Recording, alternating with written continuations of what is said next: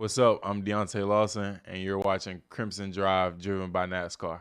Roll Tide and welcome to this Thursday edition of Crimson Drive, driven by NASCAR. This is Roger Hoover. Great to be with you on this Thursday as we talk a little bit of Alabama football from SEC Media Days this past week. And with the current member and returning captain of the Crimson Tide, look ahead to this 2025 season. We'll go ahead and take a look at what's coming up on the show, plus our headlines, thanks to our friends RJ Young. RJ Young, the official technology solutions provider of Crimson Drive. Let's see what's coming up on the show this afternoon. First of all, we'll talk to that returning captain for the Crimson Tide, linebacker Deontae Lawson. Back in January, he detailed his decision to return to Alabama following his injury against Oklahoma. And now this week, he joins us to talk about SEC Media Days and everything leading up to this season for the Crimson Tide. Then we'll touch on many things with Alabama athletics with AL.com reporter Nick Kelly, as he'll give us his perspective of Media Days last week in Atlanta and look ahead to the preseason camp and what's coming up for the Crimson Tide on the 1st of August. Some headlines around Crimson Tide football. Last week, it was also announced that 11 players have been named preseason All-SEC selections on the first team, notably for Alabama. You have wide receiver Ryan Williams, as well as left tackle Caden Proctor on the first team, and then again, more selections on the second team, third team, even all-freshman team following that. The media selecting Texas and Georgia just ahead of Alabama in the preseason SEC poll, but the Crimson Tide selected third in the preseason poll. Alabama has won 8 of the last 13 SEC championships, and maybe other than Alabama, it's kind of a good thing sometimes not to be listed as the preseason favorite going into the year. Typically, the league champion comes from somewhere else, so the Crimson Tide in a pretty good position, being listed at third in the preseason SEC poll as we get ready for the 2025 season. And one of the key playmakers for the Crimson Tide returning this year is Deontae Lawson. Again, the linebacker from Mobile talked about his decision to return to Alabama. He gives us an update on his health as he continues working his way back from injury, plus his impressions of this defense, especially under the direction of Kane Womack, the defensive coordinator in year 2 for this coaching staff in Tuscaloosa. Always a joy to catch up with Deontae Lawson at the Advantage Center here in Tuscaloosa. Welcome back to Crimson Drive, driven by NASCAR. Roger Hoover now pleased to be joined at the LLH Healthcare Advantage Center by Deontae Lawson, Crimson Tide returning captain and linebacker for this season. And Deontae, roll Tide. How's it feel to be gearing up for this next year with the Alabama Crimson Tide? Yes, sir. Man, it feels great. Truly blessed and honored, to be going another year. Super excited. The guys been working hard and we're ready to go. We're talking just a week after you were in Atlanta for SEC Football Media Days, getting to represent the Crimson Tide. How much fun was that experience? Was it also kind of stressful, bouncing around interview to interview? I wouldn't say stressful. It was something new for me. It was a lot of interviews, but some I didn't take lightly, of course. Try to represent the Tide and, my name and my family as much as I can. And, it's definitely a great experience. Thought I was going to have the chance to go last year, but, everything happened for a reason. So just excited I got to go. Yeah, you got to go this year along with Tim Keenan III as well as Caden Proctor. Who do you think was best dressed among you three? Best dressed, I would say TK. I'll give it to TK. He was spiffy. That's what I call it. He had a nice little green suit. I feel like I came in second, though. He takes a lot of pride in that, doesn't he? Yeah. No doubt. He's one of a kind for sure. Yeah, it really is one of those chances to kind of suit up and things like that. We also see that sometimes with the Walk of Champions. Do you put much thought into that, or are you just ready to play the game? You don't really care what you're wearing? I definitely think about what I'm wearing. I think now more than ever, just to feel good when you get off that bus and look good, play good, all that. I feel like earlier in my career I really didn't care as much, but now just. I don't know. It's just something about it. When you feel good, you look good, you play good. Sticking with the Walk of Champions for a moment, you mentioned even earlier in your career, do you think now that you've been through everything you've been through in your career, you are older on this team, and you know that these Saturdays are starting to run out for you, do you make that walk a little bit slower maybe than you did, or is the adrenaline still pumped pretty hard? Yeah, the adrenaline is definitely still pumping, but, I know I'll look around and just try to take everything in this year. Every game, every home game we get, just take it all in. Like you said, it's running out of Saturdays in Bryant-Denny. So yeah, just try to take it all in. And obviously the adrenaline is definitely still there. So I'm excited. We've got a lot of good Saturdays ahead. The last time you sat at this table was back in January. We talked all about your decision to return to Alabama, the adversity you faced getting injured in the Oklahoma game. And first of all, just got to ask about your health. How's everything progressed since we last talked to you in January? Yeah, man, it's been a long journey. Definitely on the back end of my recovery stage, and I'm just super grateful, man. Just battling what I battled through this year or this past year is just very eye opening. Learned a lot about myself, and I feel like I was able to persevere through a lot of things, and it'll definitely play a huge factor in the long run. What did a typical day rehabbing from this injury look like for you? Man, it'll be we'll start probably 8 a.m.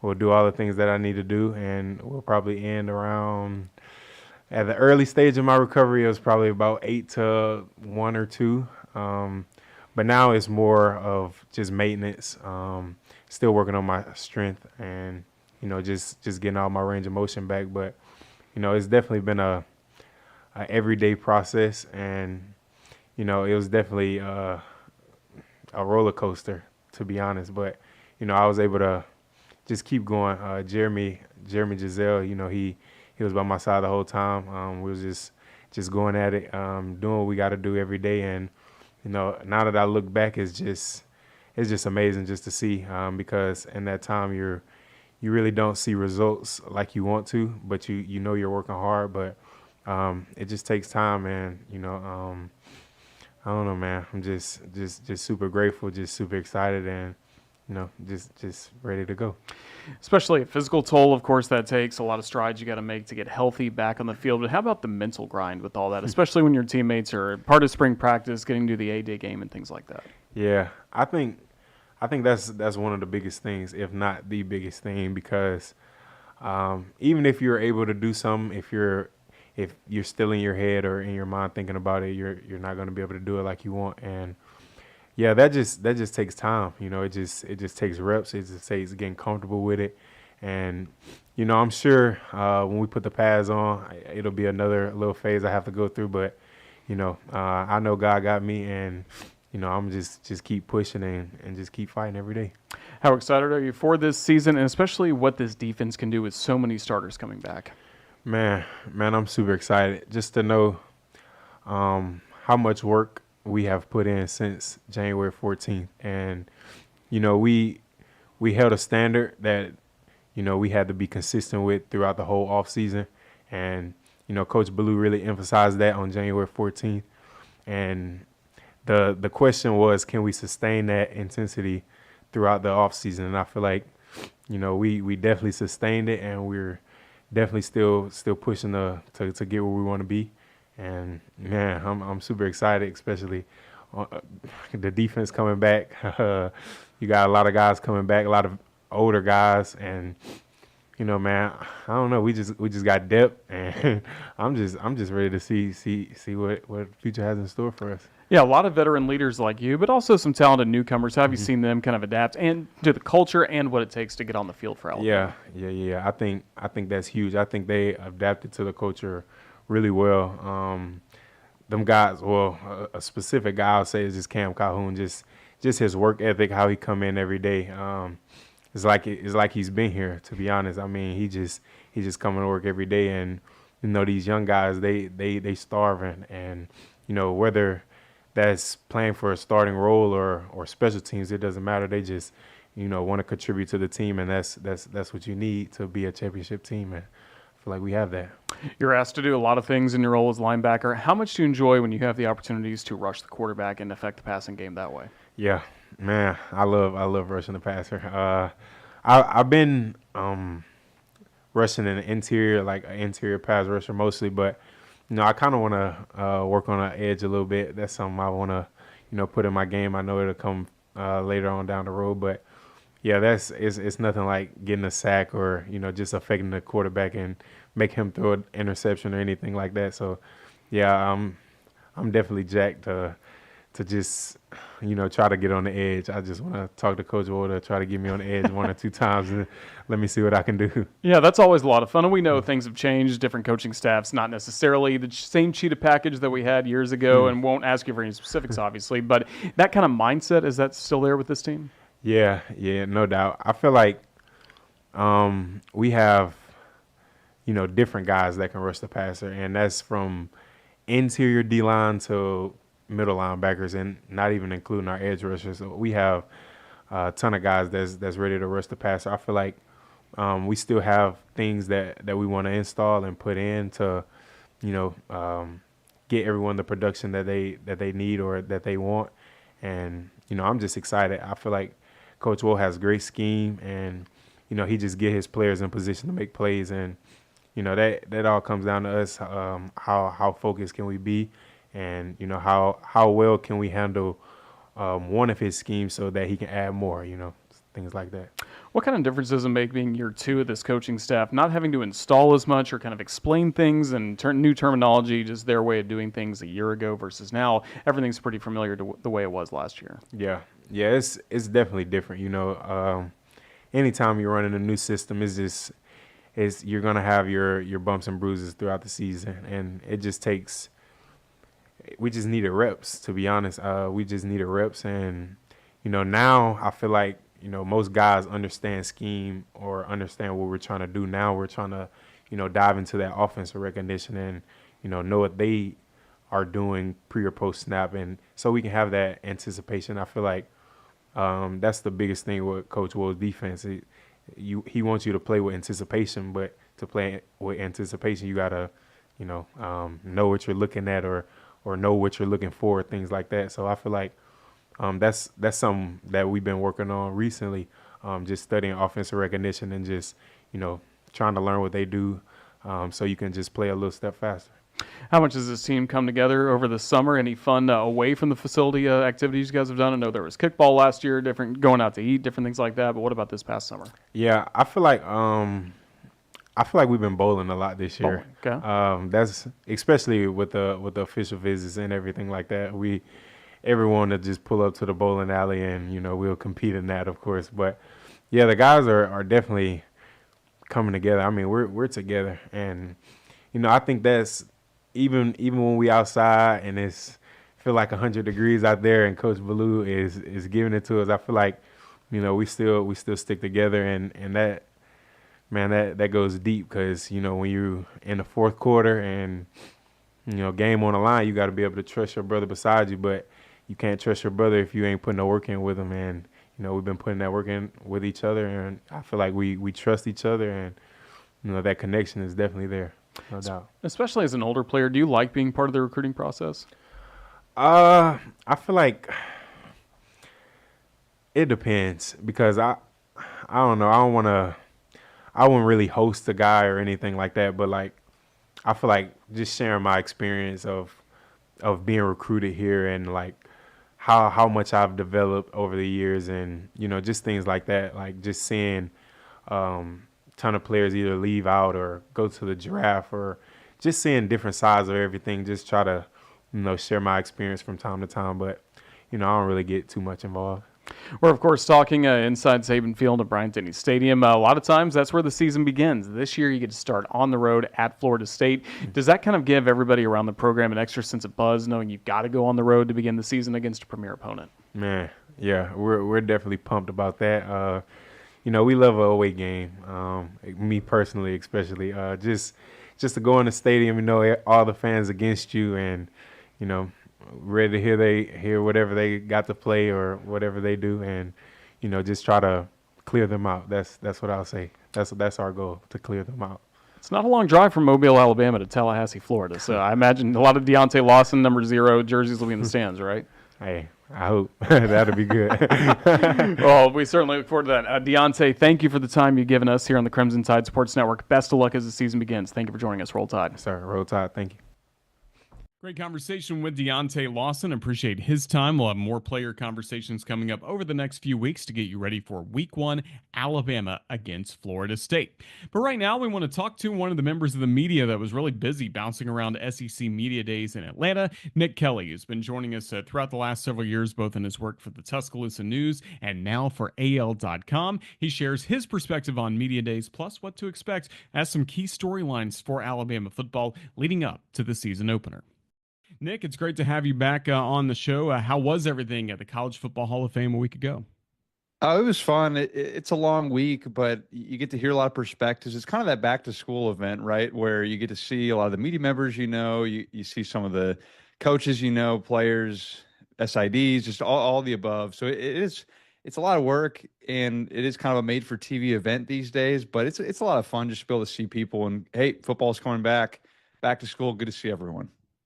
The Crimson Tide made their appearance on Wednesday, but I know you were there a few days early, just kind of soaking in, getting some different interviews for AL.com. Just what was the mood from specifically like media members or different teams around the conference about Kalen DeBoer and the Crimson Tide getting set for year two?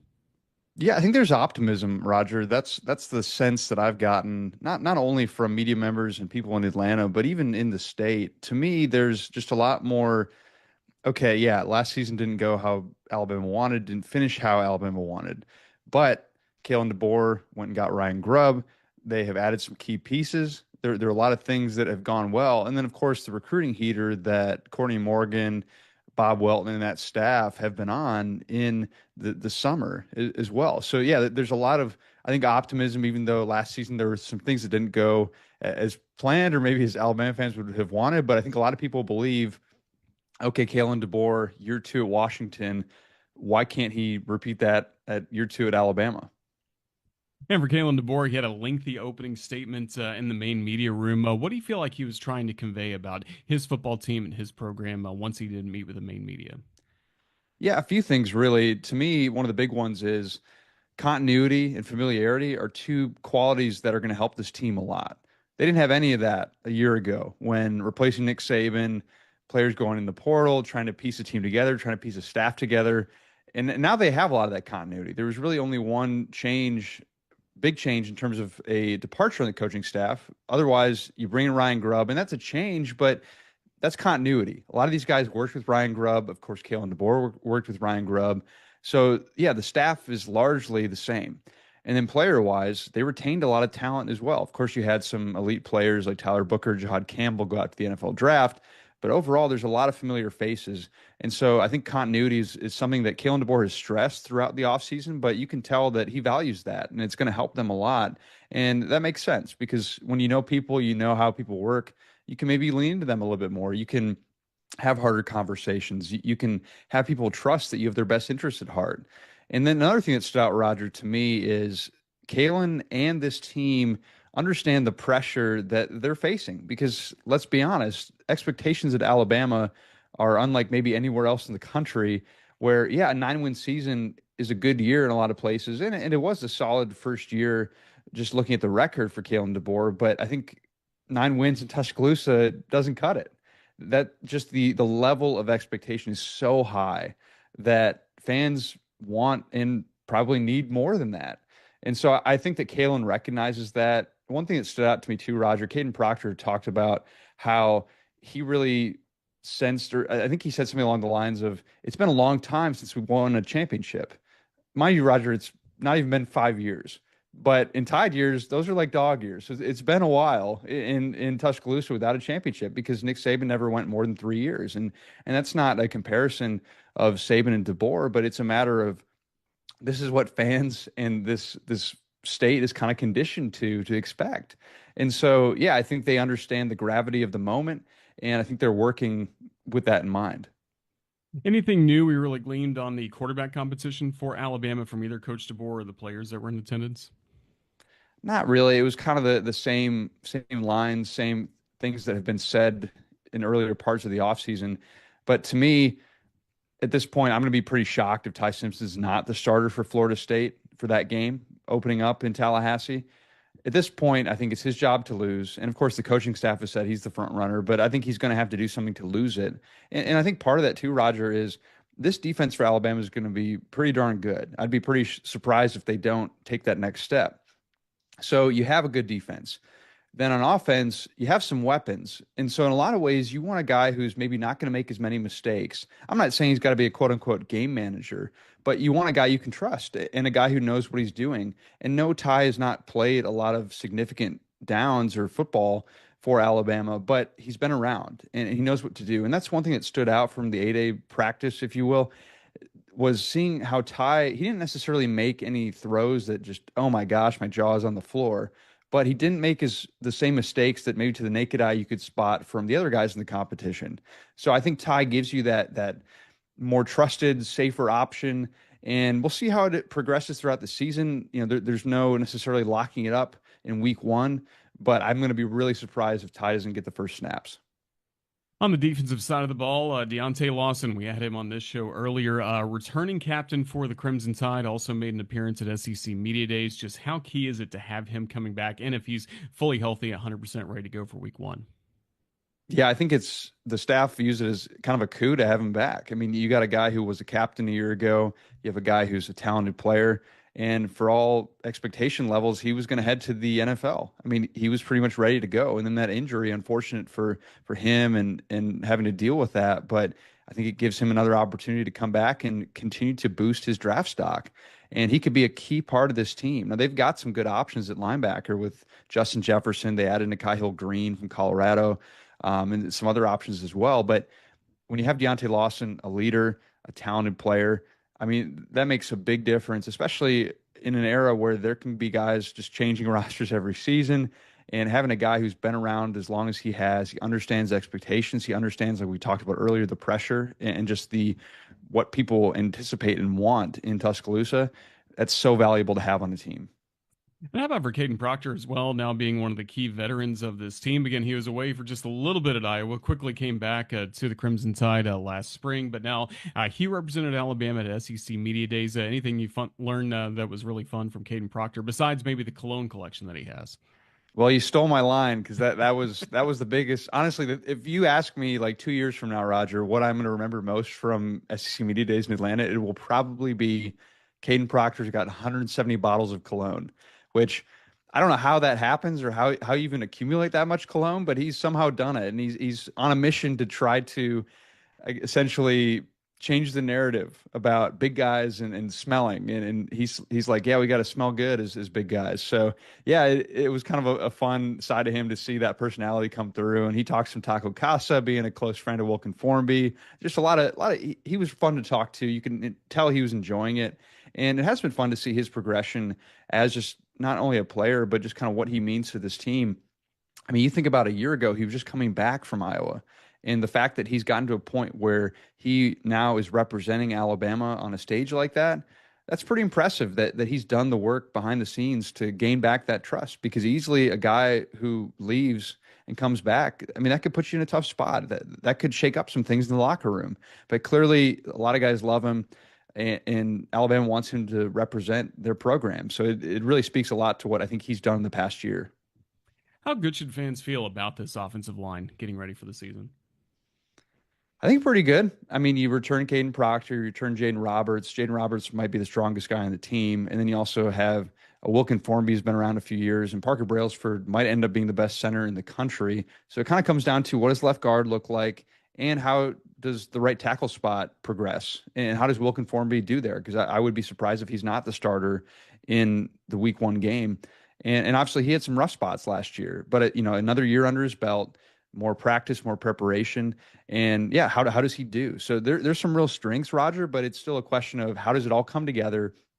I will say continuity, we talked about that earlier. Offensive line might be the most important position for continuity purposes. And they have three guys who have played together, who've been around, and Wilkin Formby's been around them as well. Now, Cam Dewberry might end up being the guy at left guard.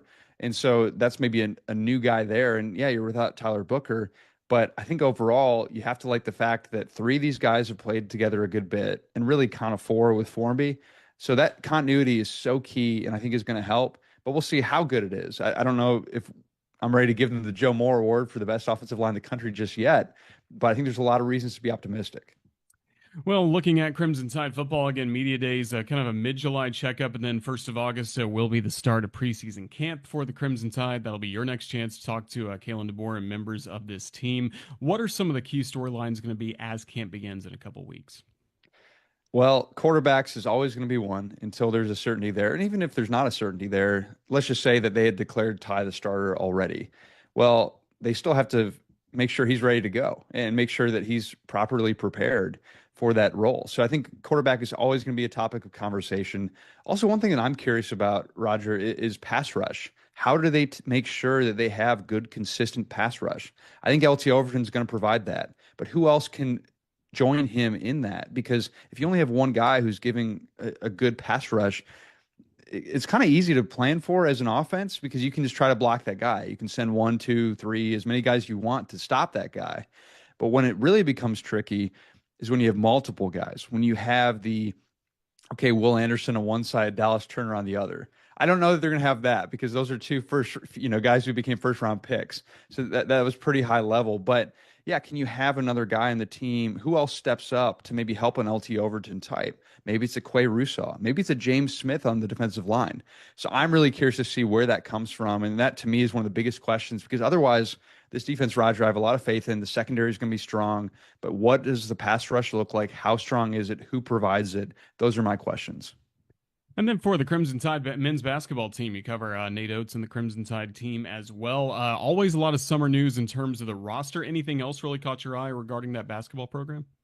It's a good question. I'm so in football mode mentally now, Roger. I got to take a shift for just a minute, but yeah, I mean, just the fact getting LeBaron back obviously is massive. And just talking to guys, there's a Bama and Boutwell event. Or I guess they're calling it Ballin' in Boutwell now for this year, but they're going to be playing Florida State. The men's team is in that game.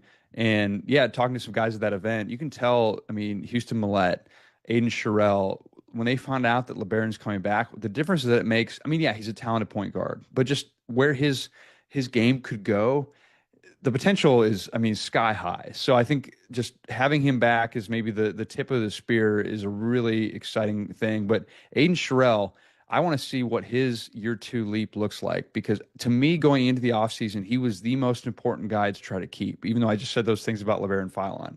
Because Aiden Sherrill could be such a matchup nightmare for teams. If he can turn into the player that I think he can, maybe it's not this year, maybe it's the year after, but I think chances are good he'll take that next big step in his game. So I really want to see what Aiden Sherrill can do and just see how these new pieces come together. I mean, that's always the question. We'll see what it looks like, but I think there's a lot of reason to be optimistic. And yet again, Nate Oates and Preston Murphy have put together, I think, a pretty darn good roster. Yeah, they certainly have. Well, Nick Kelly, a lot to keep track of. Tell us about your coverage coming up in the next few weeks, both on AL.com, then I know you're also heavily involved in the Beat Everyone podcast. Yeah, all kinds of different things across platforms coming out, but we actually have a fun project coming out next week that a little less to do with right now Alabama football, but something I'm excited to share with folks starting next week. So keep an eye out for that. But AL.com, Beat Everyone on YouTube, Spotify, Apple Podcasts. You can check it all out there. We'll definitely stay tuned. Well, Nick, thank you for the time with us here on the Crimson Tide Sports Network. All the best. We look forward to catching up with you in the season. Thank you. Hey, thanks so much, Roger. Always enjoy it. Fun conversation with Nick Kelly. Always appreciate his time with us on Crimson Drive, driven by NASCAR. And that is going to wrap up this edition of Crimson Drive, driven by NASCAR. Have to say a huge thank you to Deontae Lawson for joining us in the beginning of the show, especially thanks to Cole Price, Lexi Graber for setting up that interview for us, and then Nick Kelly again for his time with all of us. Thanks as well to Ethan Carabin, the producer extraordinaire of this program, who put everything together. And we look forward to having him back with us next week as we have another player interview with Tim Keenan III, plus some more media conversations around Alabama football to get you ready for the start of preseason camp. And then again, it's just around the corner, Alabama against Florida State to open the 2025 Crimson Tide football season. But until next week, 2 o'clock, Crimson Drive, driven by NASCAR. This has been Roger Hoover saying thank you for watching. So long, and roll Tide.